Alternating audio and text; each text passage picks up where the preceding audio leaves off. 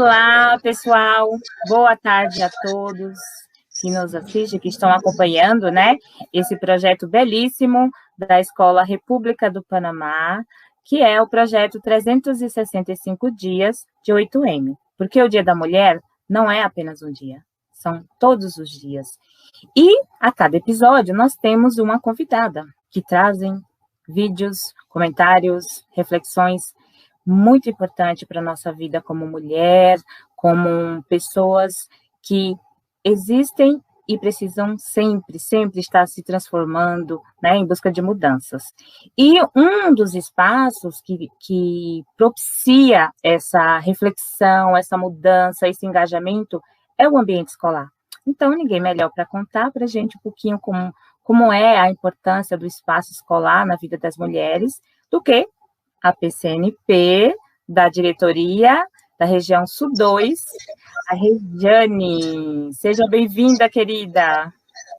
Olá a todos e todas que nos assistem. Que prazer estar fazendo parte de um projeto tão bonito que eu nasci e que estou percebendo aí o quanto ele está tendo uma vida. Obrigada pelo convite, muito honrada. Nós que agradecemos a sua participação, a sua contribuição, pensando na importância, né, das mensagens, das reflexões que nós estamos trabalhando, cruzando essa experiência tão bonita que vai ser entregue, repassada, né, o conhecimento ele sempre deve ser repassado para outras mulheres. E aí, Regiane, pensando, né, nessa sua profissão, nessa sua experiência no âmbito escolar, né, eu gostaria muito que você contasse um pouquinho sobre sua experiência, né, nessa educação, como surgiu esse desejo e por que você tem tanta preocupação de trazer esse assunto, né, essa logística do papel da mulher e da escola também. Bom, difícil falar um pouquinho da gente, né, mas enfim, eu me formei em 96, fiz primeiramente magistério na Escola Alberto Conte, e naquela ocasião ainda não tinha muito certo na minha cabeça que profissão seguir, né? Confesso que foi mais ou menos levado, porque havia um grupo de amigas de um colégio anterior que também seguiram para esse caminho, e fui mais ou menos levada, né, pelo desafio ali de encarar um novo segmento de educação, que era o magistério, né, algo novo para mim também, mas eu não tinha ainda a dimensão de que a partir dali eu pudesse encontrar já uma carreira. Terminei o magistério, né, e na sequência, então, me vi muito perdida ainda, muito nova, ainda muito perdida, sem saber que caminho seguir. Mas eu tinha uma coisa que era muito forte para mim, que era o inglês, né? Eu sempre fui muito tímida, na sala de aula e no trabalho, essa timidez de alguma forma fica mais diluída, mais disfarçada. Mas eu fui uma menina muito tímida, muito reservada, né? Muito cheia de medos. E era nas canções, nas músicas que eu ouvia, especialmente as músicas em inglês, que eu encontrava alento. Era uma forma de eu me comunicar, né? Primeiro comigo mesma e com os outros também. Então, eu sabia que esse idioma, né, tão falado mundialmente, tão simbólico, pudesse me trazer talvez uma relação com uma futura carreira. Então, inicialmente pensei em fazer letras por conta disso. De repente, tentar aí uma profissão de tradução, intérprete, alguma coisa nesse sentido, ou de repente juntar com jornalismo, de repente alguma coisa relacionada à música também. Então, inicialmente foi esse meu primeiro encontro. Em nenhum momento ainda, enquanto comecei com letras, pensava em dar aula. Mas aí, no último ano, é aquele ano em que você começa a fazer os estágios, né? Os estágios que são obrigatórios, que fazem parte da grade curricular. E nessas idas a escolas, né, escolas públicas, fazendo então esses estágios, eu fui me encantando. Eu fui me encantando pela possibilidade de me ver também no meio transformador que é a escola. Era uma oportunidade de perceber que eu poderia ficar menos passiva e mais ativa no sentido de transformar, de ajudar a transformar pessoas e pensamentos. E fui vendo naquelas professoras das aulas, né, das aulas de que participei como estagiária, esse envolvimento com os seus alunos, e foi me encantando com aquilo. Então, foi no estágio que eu percebi que poderia haver ali um caminho propício para a educação. Mas a determinação para chegar à escolha mesmo foi quando eu, no meu último ano mesmo de faculdade, me vi grávida, e tinha, né, naquele momento, eu estava desempregada, e vi nesse curso que eu estava para completar, né, para encerrar, uma possibilidade de carreira. Então, por conta disso, pela própria situação em que eu me encontrava, eu vi nas mãos que esse diploma que estava quase chegando pudesse me dar uma carreira. E aí, logo na sequência, me candidatei a uma escola, a Escola Pastor Cícero, minha primeira escola também da região Sul-Dores, e comecei, né? Fui numa sexta-feira conversar com a diretora, e na segunda-feira lá estava eu encarando 5 turmas de sexto ano, na época ainda era quinta série, sem nenhuma experiência, mas com um grande desafio nas mãos. E acho que foi justamente assim, a experiência que fez com que eu tivesse a intenção de continuar. E de lá para cá, já são quase 26 anos de estrada, passando inclusive por uma coordenação pedagógica, passando por muitas escolas, e desde 2015 estou na diretoria de ensino, como professora coordenadora do núcleo pedagógico, atuando diretamente na formação de professores coordenadores. Então, é um pouquinho da minha trajetória. Nossa, que trajetória, né? É bem interessante você falar do Pastor Cícero, porque eu estudei lá, né? Há muitos anos atrás, então eu já começo a ter uma lembrança, né? E pensando como realmente tudo vai ocorrendo, né, na nossa vida, como as situações vêm trazendo, vêm, né, circulando, e quando a gente vê, às vezes a gente não quer seguir aquele caminho e a gente acaba ficando nele, né? E, assim, o espaço da escola é um espaço muito importante, é onde ocorrem as relações de amizade. Eu mesma acabei lembrando das minhas amigas de infância no Pastor Cícero a partir do seu relato. Também é onde aprendemos a criticidade, né, derrubamos conceitos, né? E diante desse saber, a escola tem um papel essencial, né, nessa construção, e principalmente para as mulheres, né? E para você, Regiane, o que você acha? Qual é o papel da escola na formação da identidade da mulher? Eu acho que a escola, ela é um celeiro mesmo, ela é uma seara de total informação. A escola é uma espécie de microcosmo ou de macrocosmo, em que você tem ali, na verdade, todas as facetas da sociedade estão diluídas na escola. Então, na escola você estabelece relacionamentos, relações, que você é convidado a pensar, a refletir, a se posicionar muitas vezes, né? Então, acho que para a identidade como de um ser, né, do ser humano, a escola é fundamental, independente de gênero, de cor, de credo, enfim. Para a identidade humana, a escola ela é fundamental, porque ela te coloca mesmo, ela te provoca a essa reflexão, e dessa reflexão você parte para a ação. Mas puxando, né, para essa temática que nos traz aqui, que é a identidade da mulher, essencialmente a escola se faz ainda mais necessária, né? Porque a gente vem de uma cultura de muitos anos em que a mulher não tinha voz, né? E se ainda hoje há quem não tenha, e a gente briga todos os dias, a todo momento, a cada gesto, né? A cada vídeo que você assiste, a cada filme que você acompanha, aquela leitura que você faz, se a gente está o tempo inteiro tentando dar voz a nós mesmas e, a partir do nosso exemplo, também conseguir dar voz a outras pessoas, a escola foi por muito tempo um lugar em que não era um lugar para a mulher, né? A educação, durante muito tempo, não foi destinada a mulheres. A gente sabe, né, que a gente vem de culturas, de criações que diziam que mulher era apenas para procriar, né? Para dar continuidade à vida. Então, não era necessário o estudo a essa mulher. Então, a gente ainda vê alguns resquícios dessa mentalidade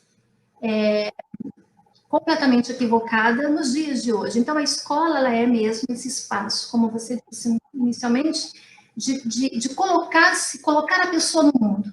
E se a gente está falando de mulher, essa mulher que durante tantos anos foi negada a sua fala, né? Foi negada a sua existência, a escola exerce um papel fundamental para que ela se coloque também. Se ela não tem espaço de voz e de fala em outros lugares, ela precisa encontrar na escola. Se outros lugares queiram calar essa mulher, a escola não pode ser esse lugar. Excelente, né? Hoje a gente está escutando muito falar sobre o lugar de fala, o direito de fala, né? E a escola, sim, é um espaço que todos nós, professores, sejam homens, mulheres, devemos, sim, dar o espaço, o respeito pela fala da menina, pela fala da mulher, né? Pela fala da mulher trans. Isso é muito importante, né? Todas nós temos o direito de fala. E outra coisa, não devemos nos calar. É nosso espaço. Muitas mulheres lutaram por isso, para que nós tivéssemos esse espaço de transformação, e nós temos que continuar, né, esse projeto, que é um projeto realmente desse espaço de criar, de transformar. Pensando assim nessa importância mesmo da escola, ao longo desses anos todos em que eu estou envolvida com a educação, eu sempre dei aula para a EJA, Educação de Jovens e Adultos, e via de perto muitas alunas que, ao chegarem na EJA, relatavam que muitas delas realmente não puderam estudar, porque tiveram, porque eram arrimo de família, porque tinham mesmo que escolher entre trabalhar e estudar, e tiveram que optar pelo trabalho, para sobreviver. Outras porque tiveram filhos cedo, então tiveram realmente que abdicar da educação da escola. Mas eu ouvi muitos relatos também de mulheres que não estudaram porque vinham mesmo de uma educação punitiva, uma educação que deixava, que cortava mesmo os pulsos no real sentido, e que eram criadas por mulheres e por homens que viam que a escola não tinha importância. Outras mulheres da EJA também que voltaram a estudar depois que se separaram de seus maridos, até ficaram viúvas, porque vinham de casamentos em que se dizia: você não tem que sair, você não tem que estudar, você não tem vida social, né? Você não tem vida cultural. Então hoje eu tenho muitas das minhas amigas, muitos dos meus amigos são de meus ex-alunos, né? Que eu chamo de eternos alunos. E eu vejo muitas dessas alunas minhas que se transformaram em mulheres protagonistas de suas próprias histórias, mulheres que conseguiram vencer o seu próprio preconceito, porque se você... a gente vai incutindo isso, né? Se você vive num lugar, num ambiente em que dizem que você é somente aquilo, em algum momento você começa a acreditar. Então, eu via mulheres, eu sou professora de mulheres, fui professora de mulheres, que na escola, ou pela escola, transformaram a sua vida e transformaram a vida de outras pessoas também. Eu, como professora, eu também já vi muitas meninas, né? E é triste dizer isso, mas ainda nesse tanto tempo, né, que se passou, muitas meninas terem que, às vezes, sair da escola porque engravidam, e aí falam: não, já que você arrumou filho, você tem que cuidar, tem que parar a escola. E aí é onde elas percebem como esse espaço é importante para elas poderem ter uma carreira, poderem ter um espaço onde elas possam falar, se expressar, né? É triste, mas isso ocorre ainda, né? E quando a gente pensa assim, em todos os âmbitos, qualquer profissão, a mulher, ela sempre, em algum momento, ela é tosada, né? Ela está falando, é cortada, às vezes ela fala a mesma coisa que outro homem, e aí, quando ela fala, não leva um tom a sério. Aí vem um homem e fala, né? Não precisa ele ter autoridade, às vezes ele na mesma função, ele fala e aí todo mundo escuta, isso ocorre. Na sua trajetória, em algum momento você percebeu que tiraram esse seu direito de fala, de você se expressar naquele momento? Mari, olha, eu acho que, com certeza, muitas vezes. Infelizmente, já está tão enraizado nas pessoas e a gente acaba não percebendo muitas vezes. Mas olha como é importante uma conversa como essa, né? O quanto essa pergunta me faz pensar. Eu tenho que voltar lá para trás, eu tenho que voltar na minha infância, por exemplo. Eu sou filha de nordestinos, né? Eu sou filha de um pernambucano que também veio de uma cultura absolutamente machista, em que tinha mesmo na sua própria criação essa fala de que escola não era importante, né? Mulher não tem vez. Então eu fui vendo, eu também comecei a ser criada nesse universo. Claro que à medida que você vai também trazendo informações para dentro da sua casa, eu acho que também tem esse outro movimento também, né? Uma vez que você tem acesso à educação, você consegue trazer muito desses novos conhecimentos para dentro do seu seio familiar. Então, é claro que eu estou falando de hoje, meu pai não tem esse tipo de comportamento, né? Ele também veio de uma cultura que tinha isso como raiz, né? Então, eu preciso pensar na Ejane menina, que com certeza ouviu muitos nãos, porque era menina e porque era mulher, né? Na escola também, obviamente, ainda anos 80, isso, as filas separadas, né? Meninas e meninos. Você lembra disso? Eu sou dessa geração, em que as filas eram separadas, né? Depois eu fui no magistério, eu lembro com certeza isso, eu finalizei o magistério em 88, 89, foram 4 anos naquela escola em que os pavilhões eram divididos. Então, por exemplo, o ensino regular era num pavilhão e magistério era no outro. E era dividido porque as turmas de magistério eram essencialmente alimentadas, né, e frequentadas por mulheres. Eu me lembro, por exemplo, quando eu comecei a dar aula. Minha primeira escola, minha primeira experiência, na verdade, a minha primeira escola, efetivamente, como professora, foi o pastor Cícero, né? Com essas turmas de quinta série, mas eu já tinha me formado. Um ano antes, eu tive uma primeira experiência numa escola em que eu não tinha sequer o direito de ficar na sala dos professores. E não era, eu hoje observando, não era somente porque eu era muito jovem, mas olhando bem, era porque eu era professora. Era uma escola tradicional, era uma escola antiga, era uma escola que tinha muitos efetivos, e por ser à noite, eu me lembro agora que havia muitos professores, muitos homens, era essencialmente homens. Então chega ali, né, uma novata e uma mulher. Eu acredito que se fosse um novato, aquele tipo de comportamento de bullying, de rejeição que eu vivi naquela minha primeira experiência não teria acontecido, não fosse o fato de ser mulher.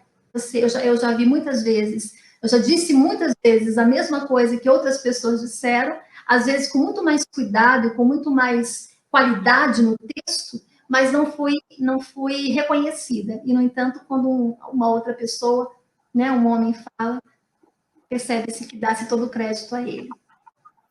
Essa é a nossa realidade, é muito importante que a gente faça essa reflexão, porque assim como eu, como você, como essa discussão, muitas meninas, mulheres, estão passando sim por esse, né, seja na área da medicina, seja em vários outros campos, mas pensando como a escola ainda propicia isso, né? Sim. Porque na escola a mulher, ela vai construindo um engajamento, né?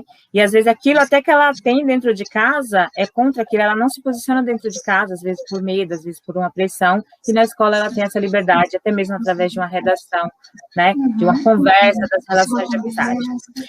E nós, professoras, temos uma tarefa muito importante na vida dessas meninas. Nós precisamos ser também inspiração, né? Aliás, já somos todas nós, né? E aí é onde entra a importância, né, de estarmos fazendo esses movimentos, de estarmos construindo esses projetos, seja com o que temos, ótimo, né? Como disse uma professora numa entrevista, você tem um limão, não faça uma limonada, faça uma caipirinha, se reinvente, né? Eu achei incrível isso, porque eu nunca tinha parado para pensar. E pensando nessas mulheres que nos inspiram, nesses espaços, você já teve ou tem, né, mulheres que te motivaram, que te incentivaram, que você falou, olha, não vou desistir, porque essa mulher me deu uma força. Já teve? Com certeza, com certeza. Eu tive uma professora chamada Elaine, professora de História. Eu acredito que hoje ela esteja já se aposentando ou finalizando a sua carreira como professora.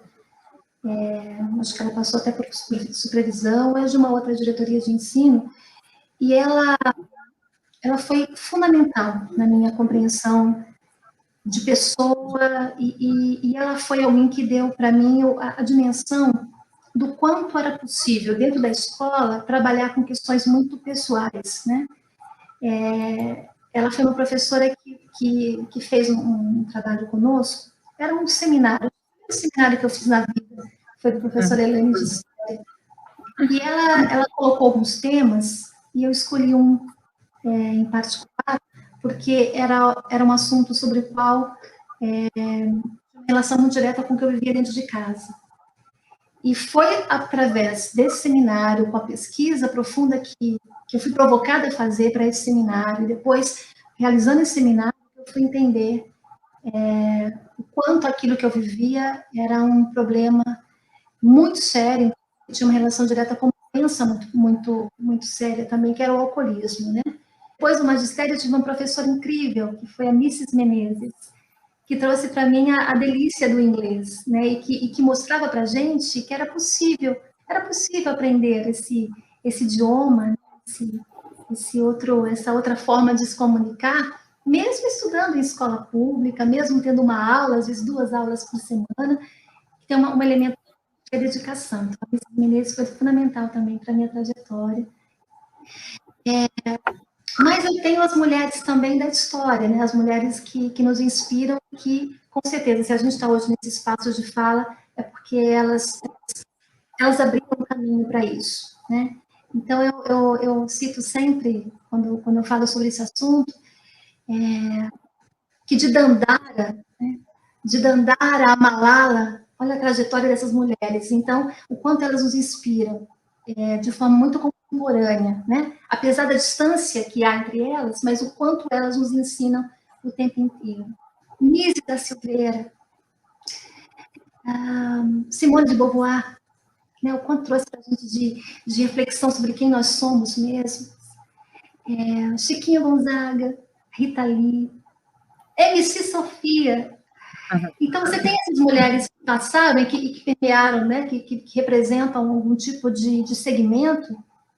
Cada qual tem o seu lugar, né, para se expressar, mas que trouxeram para a gente muitas contribuições importantes também. E as mulheres da minha vida, né, as mulheres que fazem parte da minha vida. Então, as professoras com as quais eu trabalho, elas são mulheres que me inspiram muito. As professoras, em especial, que nessa pandemia tiveram um elemento a mais, que é trazer, né, que é trabalhar dentro de casa, trazer o trabalho, né, o seu sustento dentro de casa, e junto com ele lidar com os seus afazeres domésticos, com a sua vida de mãe, de mulher, que todas nós somos. Então, esse elemento maior, né, esse desafio que foi o ano passado para as professoras em especial, não que os professores não tivessem, mas as professoras em especial, quando trazem um trabalho dentro de casa, elas vivenciam uma situação ainda mais desafiadora. Então, a todas essas professoras. Uma mulher muito inspiradora, minha mãe, é uma mulher que tem fé e que exercita a fé, porque é diferente isso, né? Você ter fé é uma coisa, você exercitar essa fé constantemente é algo diferente. Então, é uma mulher que é uma referência muito importante para mim, é um bálsamo, é uma fonte que eu bebo sempre que possível. Eu acho incrível, por exemplo, a minha sogra, que se alfabetizou aos 70 anos. Aos 70 anos, ela resolveu estudar e se alfabetizou. Então, eu acho que é uma mulher que inspira muito. A minha avó tem 96 anos e ela é uma mulher que construiu casas. Ela foi uma pedreira, né? Num mundo tão masculino, tão marginalizado também, né? Ela construiu casas e está viva até hoje e está melhor do que a gente. E as minhas colegas de trabalho, as professoras que trabalham comigo diretamente na diretoria de ensino, são mulheres que me inspiram muito.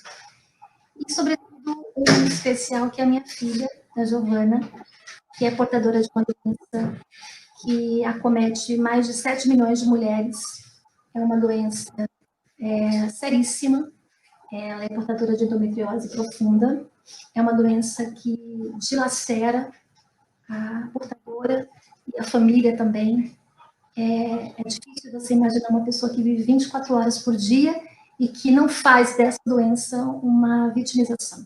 Então, ela me inspira todos os dias. Eu vivo por ela, eu trabalho por ela, e eu estou aqui por ela. Espero que seja inspiradora também.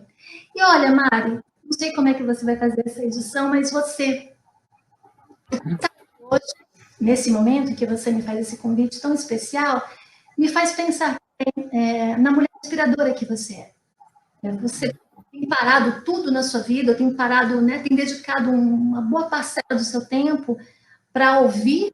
Então, eu estou diante de uma mulher que me inspira muito. Eu te agradeço por isso. E eu estou quase chorando aqui. Eu falo que eu tenho aprendido muito nessas trocas, né, nessas posturas de vida que a gente vai fazendo. Todas as vezes em que eu falo, puxa, tá difícil, eu vejo que não está tão difícil assim, sabe? Quando eu lembro dessas pessoas, dessas mulheres. Exatamente, é isso que está me deixando mais comovida em todo esse projeto. São as trocas que a gente faz, como a gente aprende a respeitar o outro. Não posso esquecer das minhas alunas. Isso, exatamente. E para elas, né, para essas meninas que estão passando por esse período de pandemia, esse isolamento, né, nessa transformação que está essas vidas, né, que estão essas vidas toda hora em movimento. Qual mensagem você deixaria para elas se motivarem, para elas continuarem e não desistirem, principalmente da escola? Então, acho que é buscar a sua verdade, é buscar a sua essência. E mesmo que nesse momento tudo pareça muito difícil, tudo pareça muito incerto, sempre há um amanhã. Claro que eu não posso romantizar e achar que amanhã vai chegar. Eu preciso cavar esse amanhã agora. Sou eu quem cavo esse amanhã. Sou eu quem... E é com as minhas próprias mãos mesmo, é com a minha voz, é com a minha fala, é com o meu texto. Né? Essa pessoa que nos assiste, precisa encontrar uma veia, um caminho, um veículo para se expor, para gritar, para chamar atenção e para se fazer presente. Então, eu acho que esse é um dos possíveis caminhos. Mas eu queria, se me permitir, fazer aqui a leitura de um texto de uma pessoa que eu admiro muito, que é uma jornalista chamada Fabiola Pérez, e que ela fez um texto ano passado para o Dia da Mulher, em que ela diz algo que me chamou muita atenção e gostaria de compartilhar com todos que nos veem, especialmente com as mulheres que nos assistem. Chama-se Reflexo da Diversidade. Encontrei a mulher que hoje existe em mim quando, em um dia de trabalho, enxerguei o abismo que nos separa dos homens. Não teve volta. Percebi que ser mulher é ter sensibilidade para olhar o mundo. Das histórias que passaram por mim, quis contar as das índias de Dourados, rejeitadas nas delegacias porque causavam angústia. Quis ouvir as mães que perderam seus filhos em confronto com a polícia porque via amor. Tentei transcrever a vontade das jovens que usam as redes sociais para mobilizar umas às outras porque inspira. Me emocionei ao ouvir negras falando firmes contra o racismo. Vi força quando conheci as mulheres trans. Fui representada quando todas foram às ruas para assegurar nossos direitos na saúde pública. Senti o arrepio na espinha das que foram assediadas no transporte público. Sinto orgulho quando assisto a uma de nós assumir um cargo público. Olho no espelho e vejo um pouco de cada uma delas em mim. Ser mulher é refletir essa diversidade. E cada dia que enxergo melhor essas diferenças, concluo. Não há como voltar atrás. Eu me enxergo mesmo nessas meninas todas, nessas mulheres todas que a vida vai me apresentando. Eu amo literatura, eu amo poesia, eu amo palavras que nos tocam. Rejane, muito obrigada por esse bate-papo, essa reflexão. Obrigado por contribuir, né, com esse projeto da Escola República do Panamá. É um projeto que está em construção, né? Logo ele também vai ser finalizado, porque são vozes de mulheres que a gente está resgatando, né? Seria só para um mês, e agora já está seguindo para o segundo mês, né? Mas é muito importante a gente trazer essas narrativas para inspirar outras mulheres, professoras que estão começando, que sentem o que você sentiu e que hoje você pensa nisso de uma forma crítica. Hoje ela pode te ouvir e falar, opa, não, isso não pode ocorrer, né? Quando a gente pensa na sua avó, né? Eu fiquei muito impressionada da sua filha, né? Então, eu quero agradecer muito também pelo elogio. Obrigado. Todas nós somos maravilhosas, inspiradoras, né? E muito obrigada mesmo. Eu espero que você tenha gostado do nosso bate-papo e que possamos sempre estar aí, né? Compartilhando, né? A cada dia mais essas narrativas e nos fortalecendo. Muito obrigada, Regiane. Agradecer imensamente, parabenizar demais o projeto. Eu sei que, na verdade, você, nesse momento é com quem, né, estamos conversando, mas eu sei que você está com... esse projeto envolve muitas pessoas, né? Você fala de uma simplicidade, mas é justamente na simplicidade desse projeto que ele alcança. Ele é muito genuíno, ele é muito verdadeiro. Não tem como, eu estou aqui com as mãos trêmulas, eu estou muito emocionada. Eu acredito que todas as mulheres que passarem por aqui, independente do que elas fazem e das histórias que elas trazem, elas vão se sentir também, como eu estou me sentindo, emocionada. Quando você me convidou, eu confesso que eu achei... Eu não tenho muito o que falar, porque eu não me acho uma pessoa inspiradora. Mas como a gente vai sendo criado mesmo, né? E criada mesmo. A gente precisa encontrar, se a gente não se valoriza, fica difícil que o outro valorize também, né? Parte desse reconhecimento do outro vem do nosso auto-reconhecimento. Então, eu estou me sentindo, com certeza, ao fechar essa telinha, eu vou me sentir mais fortalecida do que quando entrei. E isso passa por esse projeto tão incrível. Então, parabéns à República do Panamá, a todos os envolvidos nesse projeto incrível, a todas as mulheres que fazem parte desse projeto também. Um beijo muito carinhoso à Márcia Negrão, professora da sala de leitura também, com quem eu trabalho mais diretamente. E muito obrigada, Mari, pela oportunidade de conhecer você. Eu sei que eu vou ver você em muitos lugares ainda, viu?